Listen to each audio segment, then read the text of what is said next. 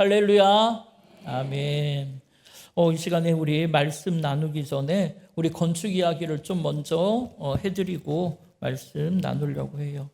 여러분 새성전 부지에 가보신 분들은 아시겠지만 이제 토목공사가 거의 좀 마무리되어 가고 있고 현재 공사는 일정대로 착착 잘 진행되고 있습니다. 우리가 지난 얼마 전에 구조심의도 한 번에 너무나 은혜롭게 잘 통과됐고요.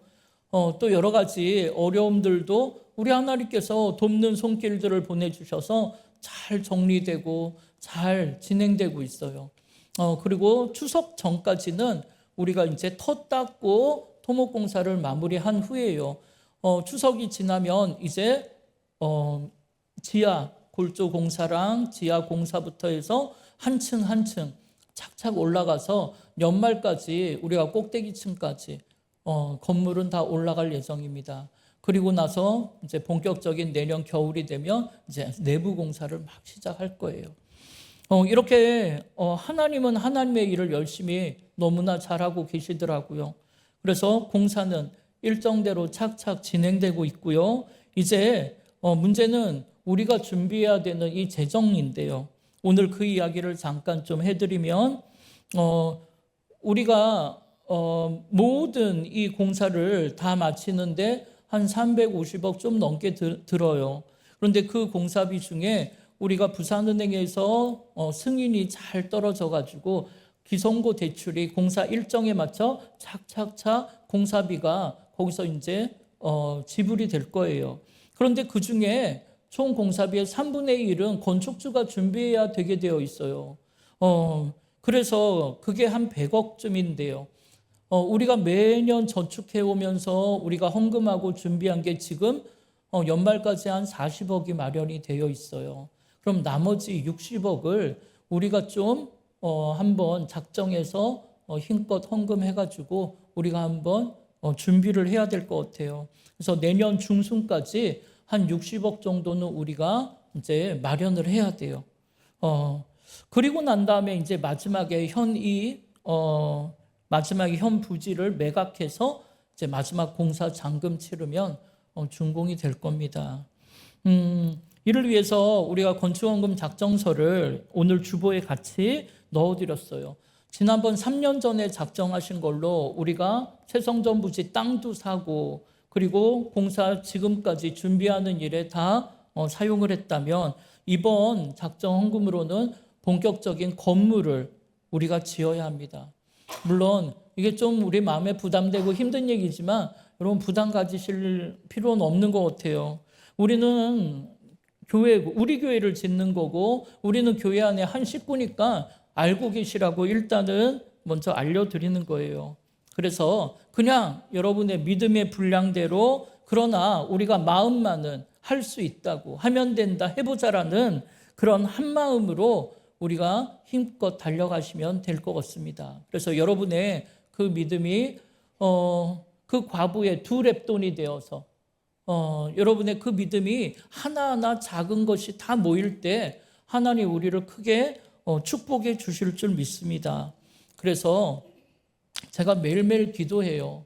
하나님이 빌립보서 4장 19절 통해서 필요한 모든 것을 채워주시리라고 그렇게 분명히 약속하셨어요. 제가 그 약속의 말씀 붙잡고 주신 말씀 붙잡고 매일매일 기도하거든요. 그러나 여러분 그게 하늘에서 그냥 떨어지는 건 아니잖아요. 하나님이 채우신다 약속하셨지만 우리를 통해 채우신다 약속하시는 거예요. 그러면 여러분 이건 굉장히 좋은 축복의 기회인 줄 믿습니다. 여러분 그래서 우리를 통해 채우신다면 하나님 우리에게 복을 주신다는 거니까 제가 그래서 기도합니다. 하나님 우리의 모든 교우들의 가정이 평안하기를. 마음이 평안해야 또 하나님 일을 힘써 할 수 있으니까요. 그래서 우리의 가정도 우리의 자녀들도 우리의 자손들도 올해 내년에 정말 평안한 삶을 형통한 삶을 살게 해달라고 매일매일 기도해요. 그리고 우리가 있음으로 인하여 우리의 직장이 복을 받게 되고 우리가 하는 그 사업이 하나님의 놀라운 은혜와 축복을 받게 될 줄 믿습니다. 그렇게 채우시는 하나님이 이 모든 재정도 필요한 것도 다 채워주실 줄 믿어요. 그런 방법으로 채우시는 하나님을 여러분 기대하시면서 여러분도 소원하며 기도하며 달려가세요. 올해 내년에 하나님이 일하는 그 간증의 대열에 하나님 나도 들어갈 수 있게 해달라고. 그래서 하나님 나를 통해 하나님이 일하시는 거 나도 깊이 체험하고 그렇게 믿음으로 달려가게 해달라고. 여러분 그렇게 기도하시면서 오늘 끼어드린 간지를 가지고 한 주간 기도하신 후에 다음 주에 오셔서 우리 작정서 내고 우리 함께 소원하며 합심으로 기도할 거예요. 먼저는 새 성전을 통해 우리가 마음껏 신앙생활 할 수 있도록, 그리고 4대 선교와 우리 후손들을 위해 정말 후손들이 이 새 성전을 통해 믿음의 생활 잘 할 수 있게 여러분 그렇게 소원하며 정말 한번 힘을 다해 마음을 모아주시기 바랍니다. 교회 탐방을 제가 이렇게 다녀보잖아요. 그러다 보면 한 50년, 70년, 100년 된 교회들을 가보면 그 안내하시는 분들이 굉장히 선조들의 신앙을 기억하며 그렇게 간증을 하더라고요. 마찬가지로 우리도 이 새 성전을 통해 정말 100년을 이어가는 그런 교회가 되어서 이 땅에 눈물 흘리는 영혼들이, 이 지역의 영혼들이 우리 교회를 통해 다 구원을 받고 우리의 자녀들이, 우리의 다음 세대들이 다시금 부흥의 세대, 선교의 세대가 되어서 오늘 우리의 이 헌신과 이 믿음을 기억하고 그때까지 이 선교의 신앙을 이어나가는 그런 축복의 통로로 우리와 새 성전이 쓰임받기를 간절히 바랍니다. 그래서 여러분 이걸 막 심각하게 막 받아들이지 마시고 우리 교회가 저력이 있어요. 우리 하면 할 수 있고 하나님이 주신 꿈이면 당연히 이룰 수 있다고 생각해요. 여러분 함께 격려하고 그렇게 축복하며 할 수 있다고 해보자고 그렇게 한번 힘을 모아주시기 바랍니다. 제가 일전에 박진구 목사님 몇 달 전에 오셨을 때 제가 건축에 대한 상황을 설명드리고 이런 이야기를 하면서 그렇게 건축원금을 한번 할 것이다. 목사님 기도해 주시고 이 건축이 잘 되도록 그렇게 기도해 달라 했더니 목사님이 알았다고, 목사님 너무 수고한다고 그러고 이제 가셨는데, 그로부터 한 달쯤 지난 후에 목사님한테 메일이 오셨는데 한 달을 넘게 기도하다가 목사님도 이 건축에 동참하고 싶다고 목사님 박진구 목사님 가정에서 1억을 송금해 주셨어요. 헌금해 주셨어요. 그러면서 목사님 하시는 말씀이 목사님 이게 교인들에게 마중물이 되어서 우리가 힘껏 그렇게 힘을 모아 하나님의 성전 잘 완공하기를 바란다고 끝까지 함께 기도하고 마지막 날 입당 예배 드릴 때 우리 함께 그 자리에서 마음껏 하나님 찬양할 수 있는 날 속히 오기를 기도하겠다고 그렇게 메일을 보내주셨어요. 그 말씀이 굉장히 위로와 힘이 되었고 여러분도 우리 목사님의 그 기도가 위로와 힘이 되기를 원하며 그것이 마중물이 되어서 우리 모두가 함께 한번 할 수 있는 한 힘껏 하나님 축복 주실 줄 믿고 그렇게 동참해 주시면 좋겠습니다. 그래서 우리 새 성전을 통해 하나님의 꿈과 비전 다 이루는 그런 100년을 넘어 3대, 4대, 1000대, 만대까지 신앙이 이어지는 그런 선교하는 전주 안디옥 교회가 되길 주님의 이름으로 축원합니다. 여러분 요한복음은 사실 지난 20장에서 의심했던 도마가 부활의 주님 만나고 주님의 손에 있는 그 못자국을 보며 그것이 다른 사람이 아닌 바로 나를 위한 고난의 흔적이라는 것을 깨닫고 나의 주님이시요 나의 하나님이시라는 놀라운 신앙 고백을 하면서 요한복음은 거기에서 마무리가 되는 줄 알았어요. 왜냐하면 그 다음 절 요한복음 20장 30절 31절 마지막을 보면 예수께서 제자들 앞에 이 책에 기록되지 아니한 다른 표적도 많이 행하셨으나 오직 이것을 기록함은 너희로 예수께서 하나님의 아들 그리스도이심을 믿게 하려 하며 또 너희로 믿고 그 이름을 힘입어 생명을 얻게 하려 함이니라. 이렇게 기록했어요. 요한복음은 이렇게 기록함으로 그 글을 마무리하는 것처럼 보이잖아요. 그런데 요한은 그 후에 21장 한 장을 더 기록함으로 요한복음을 끝내더라는 거예요. 그럼 여러분, 요한이 이런 식으로 글을 마무리하고 끝내는 이유가 뭘까요? 여러분, 그거는 21장에 오늘 이 본문의 내용이 요한이 정말 하고 싶은 이야기라는 거예요. 그리고 그 이야기의 주인공은 바로 베드로였다라는 거예요. 여러분도 아시는 것처럼 베드로는 동생 안드레의 소개로 예수님을 처음 만났어요. 요한복음 1장 42절에 보면 예수님께서는 그를 보자마자 네가 요한의 아들 시몬이니 장차 내가 너를 게바라 부르리라 그렇게 말씀하세요. 게바는 반석이란 뜻이잖아요. 베드로의 인생에 이것이 너무나 중요한 장면이었어요. 그리고 마태복음 4장 19절에서는 베드로를 만난 예수님이 나를 따라오라, 내가 너를 사람을 낚는 어부가 되게 하리라라고 그렇게 말씀하시는 장면은 정말 몇 번을 읽어도 가슴 설레이는 장면이에요. 그리고 그보다 더 멋진 장면은 예수님께서 제자들에게 사람들이 나를 누구라 하느냐, 그러니까 제자들이 더러는 세례 요한, 더러는 엘리야, 더러는 예레미야나 선지자 중에 하나라 하더이다, 그렇게 이야기를 하니까 예수님이 제자들에게 그럼 너희는 나를 누구라 생각하냐고 묻잖아요. 그때 베드로가 마태복음 16장 16절에 그 유명한 신앙 고백, 주는 그리스도시요 살아계신 하나님의 아들이라고 고백하는 장면은 가장 잊을 수 없는 명장면 중에 명장면이죠. 그런데 여러분, 저는 그런 베드로의 인생 중에 가장 중요한 명장면을 하나 꼽으라면 오늘 본문에 나오는 것처럼 절망 가운데 고향 디베르 바닷가로 돌아가서 답답한 인생을 살아가고 있을 때 주님이 친히 베드로를 찾아오셔서 네가 나를 사랑하느냐 물으시고는 오늘 본문에 나오는 것처럼 내 양을 먹이라, 그런 말씀과 함께 사람을 낚는 어부로서의 사명을 회복시켜주는 그 장면, 그것이 바로 그의 인생의 가장 멋진 명장면이 아닐까 생각해요. 여러분도 때로는 어떤 이유이든 이런 상태로는 내가 가정을 위해, 교회를 위해, 이웃을 위해 주님이 주신 사명을 감당할 수 없을 것 같아서 눈물로 고민해 본 적 없습니까? 지금 베드로가 그런 상태인 거예요. 물론 베드로가 예수님 잡혀가셨을 때 주님을 3번이나 욕하고 부인하는 사건이 있긴 했지만 예수님은 다시 부활하셨거든요. 그리고 그 부활하신 예수님을 직접 만나 부활의 기쁨을 나누기도 했잖아요. 그런데 그렇게 사망 권세 이기고 부활하신 주님을 만났던 베드로가 오히려 지금은 제자의 삶을 포기하고 다른 제자 6명과 함께 고향 디베르 바닷가로 돌아가서 그저 하루하루 한숨 쉬며 공허한 인생 살고 있다라는 거예요.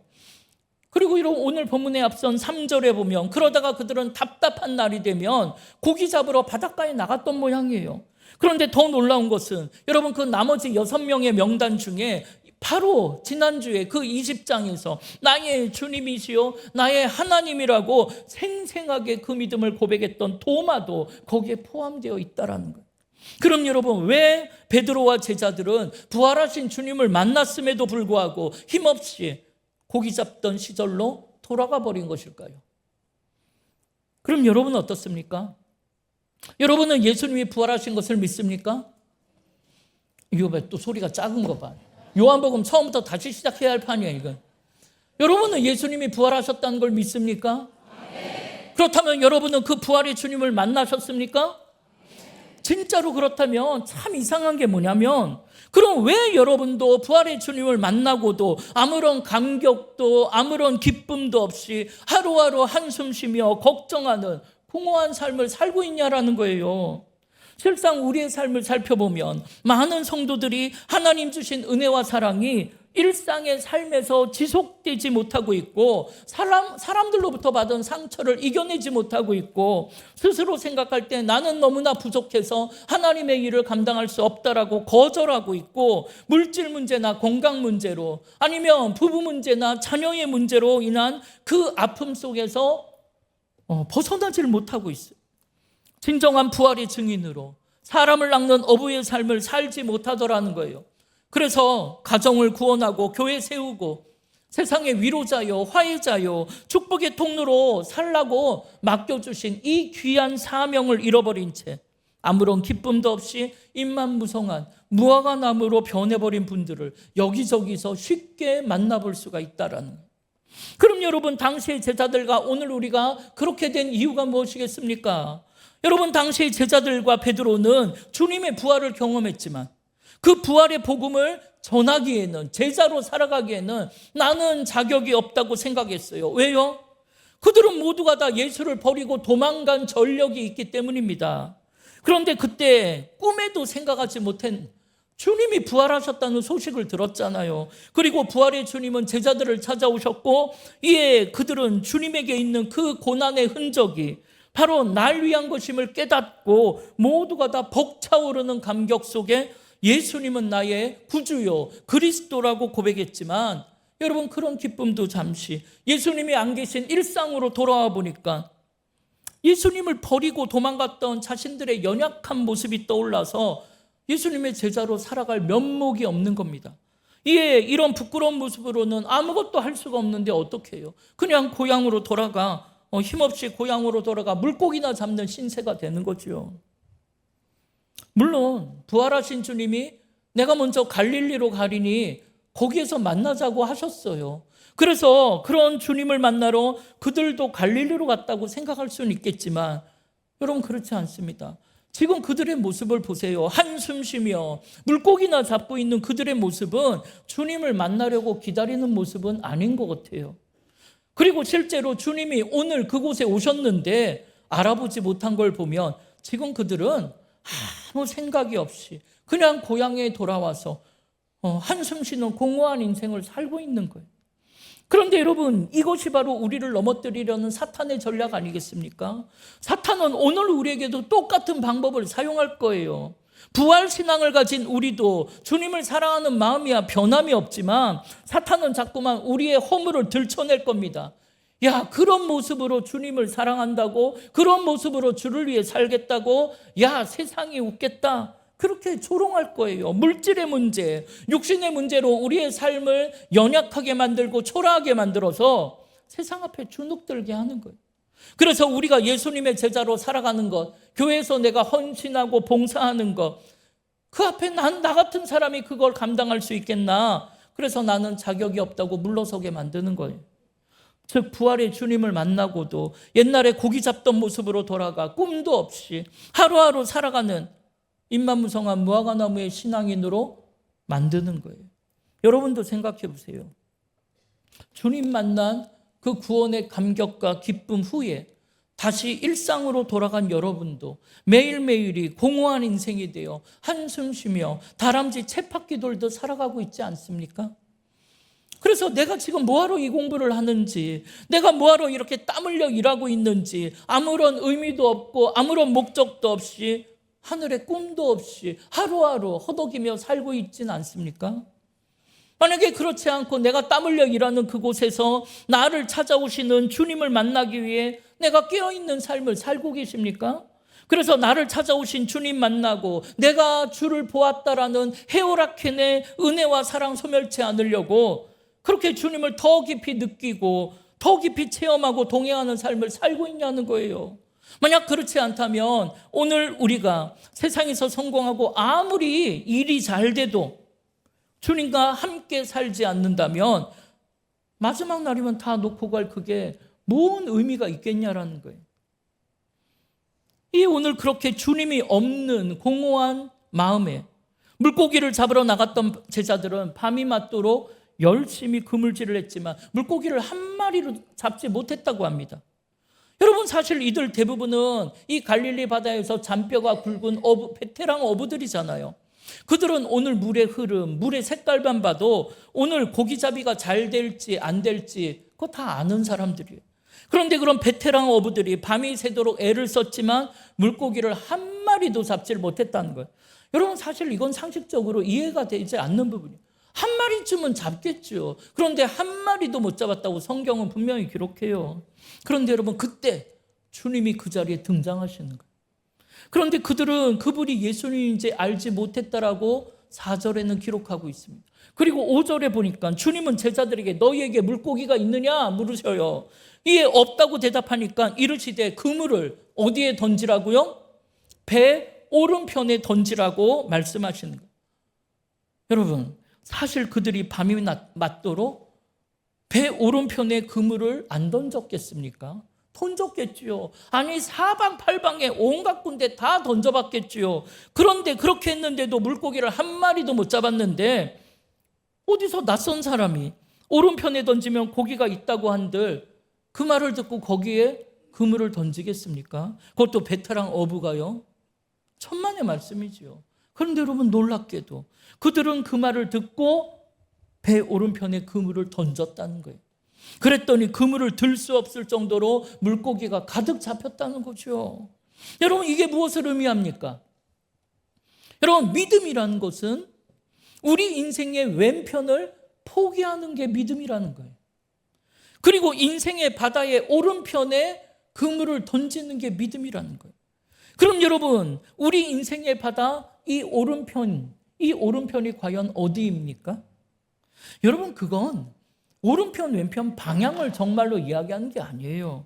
그건 바로 주님이 말씀하시는 곳, 그곳이 인생의 바다 오른편이라고 말씀하시는 거예요. 그러니까 믿음이라는 거는 왼편에 던지고자 하는 내 생각, 내 판단, 내 경험에 왼편을 포기하고 말씀을 따라 오른편에 그물을 던지는 게 믿음이에요. 그럼 여러분은 지금 인생의 바다에서 오른편에 그물을 던지며 살고 계십니까? 여러분의 삶에 주님이 말씀하시는 오른편은 과연 어디입니까? 여러분 오늘 그 말씀 깨닫고 그곳에 여러분 인생에 그물을 던지는 믿음이 있기를 바랍니다. 그러면 그물을 들 수 없을 정도로 물고기가 가득 잡히는 놀라운 역사가 일어날 줄 믿습니다. 여러분 그게 바로 믿음이고 그게 바로 제자의 삶이에요. 그러니까 지금 내가 지금까지 그물질을 하면서 얼마나 놀라운 일을 이루었고 얼마나 놀라운 성공을 이루었고 얼마나 높은 자리에 올라갔는가? 그럼 그건 지금 이 순간에 아무 소용이 없는 거예요. 왜냐하면 지금 물고기 한 마리가 없으니까요. 중요한 것은 지금 내가 말씀에 의지하여 내 인생의 오른편에 그물을 던지는 게 중요한 거예요. 그런데 여러분 3년 전에 베드로에게 이와 똑같은 일이 일어났었습니다. 여러분 누가복음 5장에 보면 그날도 베드로는 밤이 맞도록 그물질을 했지만 그때도 단 한 마리의 물고기도 못 잡았다고 성경은 기록해요. 이에 베드로는 일을 마무리하고 새벽녘에 바닷가로 돌아와 그물을 씻고 있는 중이에요. 그런데 그때 주님이 오셔서 베드로에게 뭐라고 하십니까? 깊은 데로 가서 그물을 던지라고 말씀하시잖아요. 그런데 사실 새벽녘에는 얕은 곳에 물고기들이 모여 있대요. 깊은 곳에 물고기가 없답니다. 이거 상식이래요. 그런데 깊은 데 가서 그물을 던지라니요. 그러나 여러분 갈릴리 바다에서 잔뼈가 굵은 베드로지만 그가 그 말씀을 듣고 한 번 더 깊은 데로 가서 그물을 던졌더니 그때도 그물을 들어올릴 수 없을 정도로 물고기가 가득 올라오더라는 거예요. 여러분 사실 이 사건을 계기로 베드로는 주님을 따라 나섭니다. 주님의 제자가 돼요. 그러나 여러분 그때 잡아올린 그 물고기는 베드로에게 세상의 욕망을 향해 달려가게 하는 물고기들이었어요. 왜냐하면 그런 놀라운 일을 경험하고 나서 이분이라면 주님이라면 나의 세상적 꿈, 나의 세상적 욕망을 이루어 주실 수 있으리라 확신했기 때문이죠. 그래서 주님이라면 이제 배고플 걱정 없고 주님만 계시면 병나서 아플 걱정 없고 권세 있는 자리에 올라가 세상을 다스리는 욕망을 내 세상의 꿈을 이룰 수 있으리라 확신했던 거예요. 그러나 그런 주님이 아무런 힘도 없이 십자가에 달려 돌아가시자 베드로의 욕망도 세상의 헛된 꿈도 다 물거품처럼 사라져버렸어. 심지어 그런 힘없는 예수님을 베드로는 나는 모른다고 그런 예수님을 욕하고 부인하는 그런 일을 저지르게 되었어요.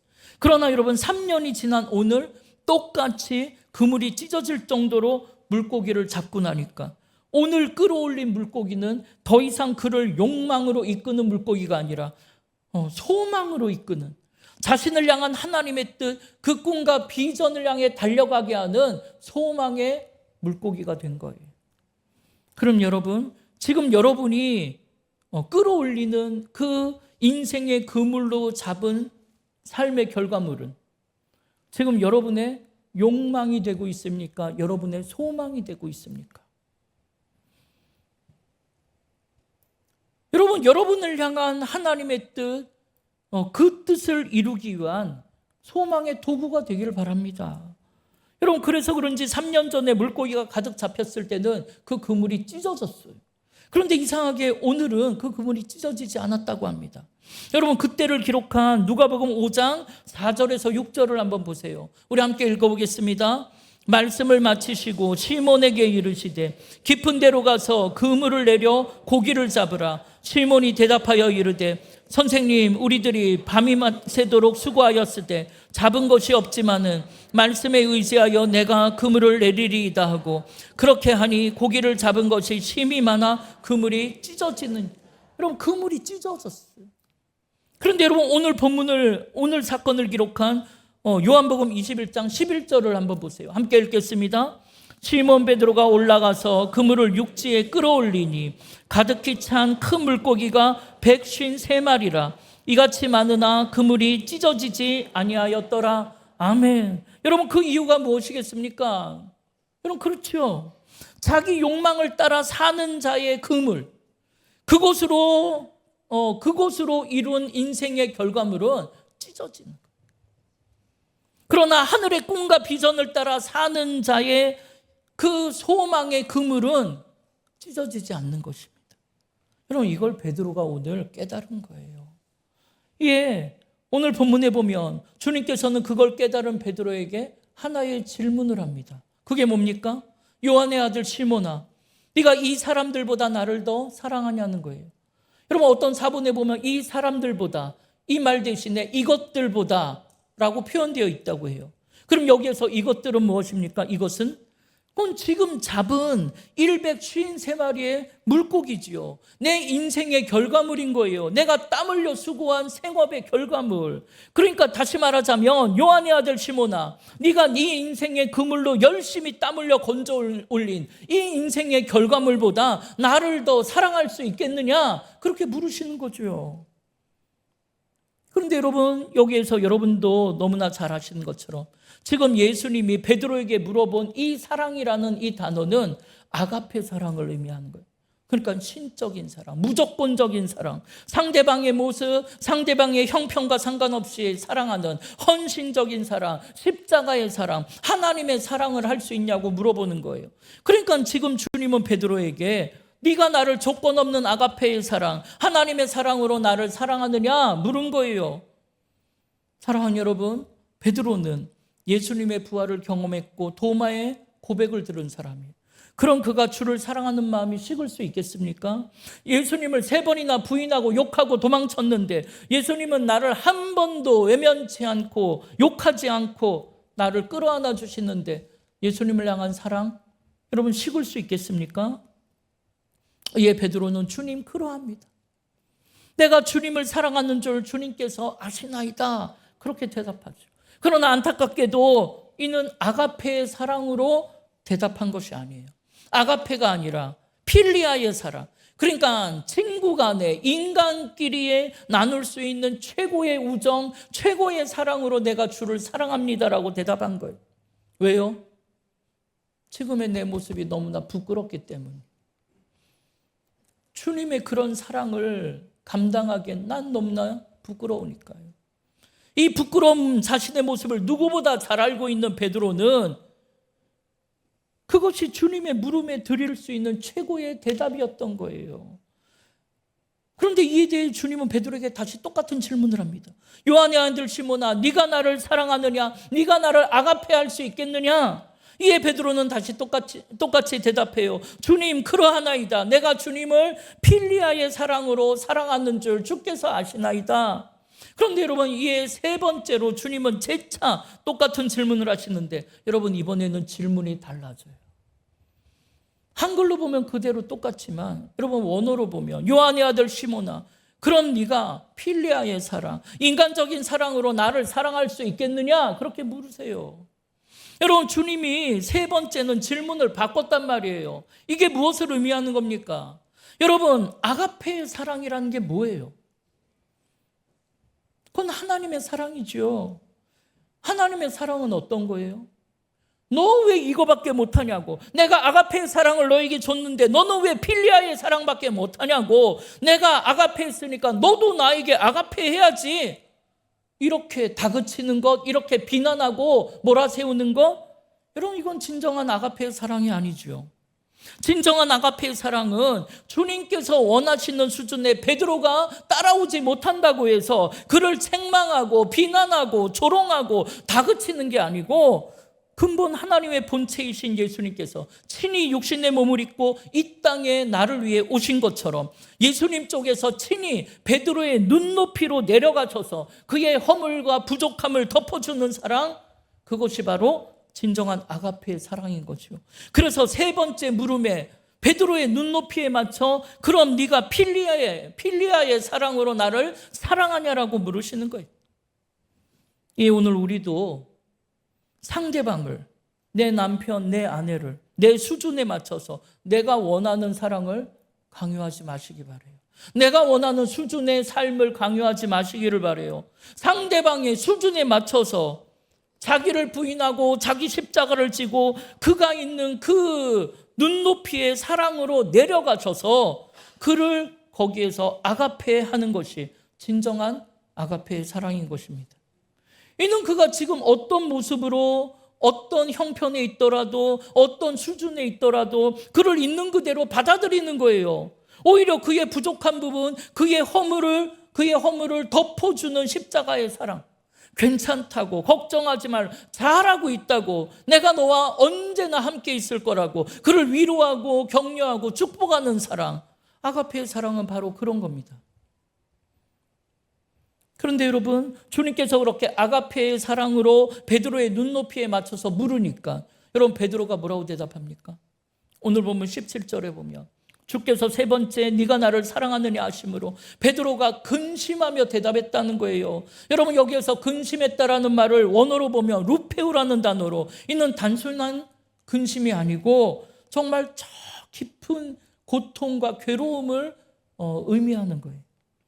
이는 예수님의 반복되는 질문 속에서 심지어 마지막 세 번째는 아가페의 사랑을 필리아의 사랑으로 바꿔서 물으시는 것을 듣고 저 마음 깊은 곳에서부터 아가페로 내가 대답해야 되는데 아가페로 차마 대답하지 못하는 나의 연약함이 깊은 아픔과 고통으로 느껴졌다라는 거예요. 그리고 대답하기를, 주님, 나의 모든 것을 주님께서 이미 다 아시오매 내가 주를 사랑하는 줄, 내가 주를 필리하는 줄 주께서 아신다라고 대답하는. 이렇게 그의 눈높이로 내려가서 괜찮다고 조건 없는 아가페의 사랑으로 그를 품어냈을 때 그 사랑이 베드로로 하여금 자신의 허물과 연약함을 직면하게 만들었고, 이의 모든 것을 아시는 주님 앞에 자신의 모습을 정직하게 고백하고, 모든 것을 주님이 아시니까 비록 주님을 필리아의 사랑으로 사랑한다고 고백은 했지만, 주님, 나는 여기에서부터 오늘로부터 아가페의 사랑을 향해 달려가겠다라고 결심하는 거예요. 이에 주님은 그럼 됐다, 다른 걸 묻지 않아요. 그럼 됐다, 내 양을 먹이라, 내 양을 치라 하시며 그의 사명을 회복시켜 주시는 겁니다. 사랑하는 여러분, 오늘 여러분을 찾아오시는 주님은 여러분에게도 똑같이 물으실 거예요. 네가 나를 아가페 하느냐? 여러분 뭐라고 대답하실 겁니까? 여러분이 뭐라고 대답하시던 그 사랑이 아가페인지 필리아인지 그거 중요하지 않습니다. 그게 어떤 사랑이든 우리 주님은 여러분이 있는 그곳에 영원토록 함께 하실 것이고, 결국 여러분을 아가페의 사랑까지 자라날 수 있도록 여러분 십자가의 사랑으로 여러분을 덮어주실 거예요. 이렇게 해서 베드로는 주님의 증인으로 사람을 낚는 어부로서 새 출발을 하게 돼요. 그리고 역사는 요한복음을 지나 사도행전으로 넘어가서 거기에서 베드로는 은과 금은 내게 없거니와 내게 있는 곳을 내게 주노니 나사렛 예수 그리스도의 이름으로 일어나 걸으라는 멋진 사랑을 전하게 되는 거예요. 그러면서 베드로는 결국엔 베드로가 썼던 베드로전서 4장 7절 8절에 뭐라고 고백하는지 아십니까? 우리 함께 읽어보겠습니다. 만물의 마지막이 가까이 왔으니 그러므로 너희는 정신을 차리고 근신하여 기도하라. 무엇보다도 뜨겁게 서로 사랑할지니 사랑은 허다한 죄를 덮느니라. 아멘. 여러분, 여기에서 베드로는 우리가 무엇보다 뜨겁게 서로 사랑하자라고 권면해요. 그러면 여러분, 여기에서 사용된 이 사랑이라는 단어는 과연 무엇이었을까요? 맞습니다. 지금 베드로는 아가페의 사랑으로 우리가 뜨겁게 사랑하자라고 권면하고 있는 거예요. 그렇다면 여러분, 베드로가 아가페의 사랑을 하고 있는 것 아니겠습니까? 필리아의 사랑으로 시작한 베드로는 결국 아가페의 사랑에 장성한 분량까지 이르렀다는 거예요. 그리고 그 사랑은 오늘 본문 다음 절 18절에 나오는 그를 향한 주님의 말씀처럼 남이 강제로 띠띠우는 인생이 되었고 원치 않는 곳으로 데려감을 당하는 인생이 되어서 그도 주님처럼 두 팔을 벌리고 십자가에 거꾸로 매달려 순교하는 아가페의 사랑으로 그의 인생을 끝마치게 됐다는 거예요. 여러분, 지금 우리는 태신자를 구원하려고 합니다. 그런데 여러분, 그 길은 세상에서 높임을 받거나 박수를 받는 길이 아니에요. 세상 영광을 얻는 길도 아니에요. 방법 자체가 죽어야 하는 길이고 세상 앞에서 때로는 손가락질과 오해를 받는 길이고 외롭고 힘든 길이에요. 그렇지만 여러분, 우리가 그 길을 아가페의 사랑으로 십자가의 사랑으로 달려간다면 우리가 품은 태신자 그 삶에 생명이 살아날 것이고 그들도 평안과 기쁨을 얻게 될 줄 믿습니다. 여러분, 주님을 사랑한다, 이게 무엇을 의미합니까? 여러분, 베드로가 주님을 사랑한다고 했더니 주님이 뭘 하라고 하십니까? 내 양을 먹이라, 내 양을 치라고 하시잖아요. 이렇게 주님을 사랑한다는 것은, 주님을 사랑하는 삶이란 주님의 양을 먹이고 돌보고 섬기는 거예요. 이를 위해 자기를 부인하고 자기 십자가를 지고 그들의 눈높이로 내려가 아가페하는 거예요.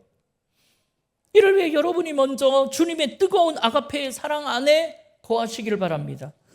그래서 주님의 아가페로 여러분의 삶이 충만해질 때 그 사랑으로 하나님이 찾으시는 영혼들의 눈높이로 내려가시기를 바라요.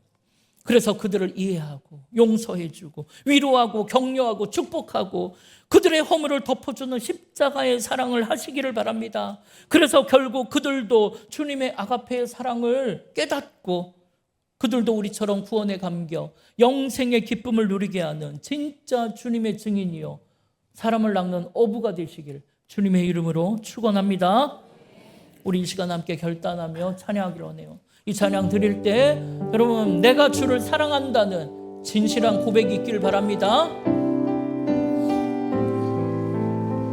우리 함께 고백합시다. 예수 사랑합니다. 예수 사랑합니다. 사랑합니다. 온 마음 다하여 오신 주님 한 분만 간절히 더 원하. 우리 다시 한번 고백합니다. 예수 사랑합니다. 예수 사랑합니다. 사랑합니다. 온 마음 다하여 오직 주님 한 분만 간절히 더 원합니다. 넘쳐나네 넘쳐나네 넘쳐나네 주를 향한 내 속에 갈망이 주님께로 날 이끌어 주소서. 주님을 우리 다시 한번 고백합니다. 넘쳐나네 넘쳐나네 넘쳐나네 주를 향한 내 속에 갈망이 주님께로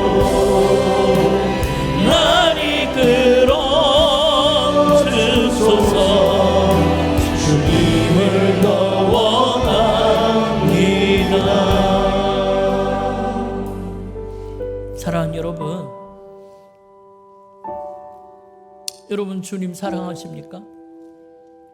그럼 됐다란, 내 양을 먹이라, 내 양을 치라란.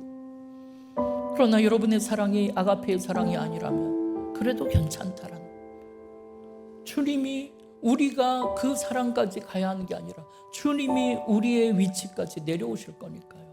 이 시간 기도하십시다.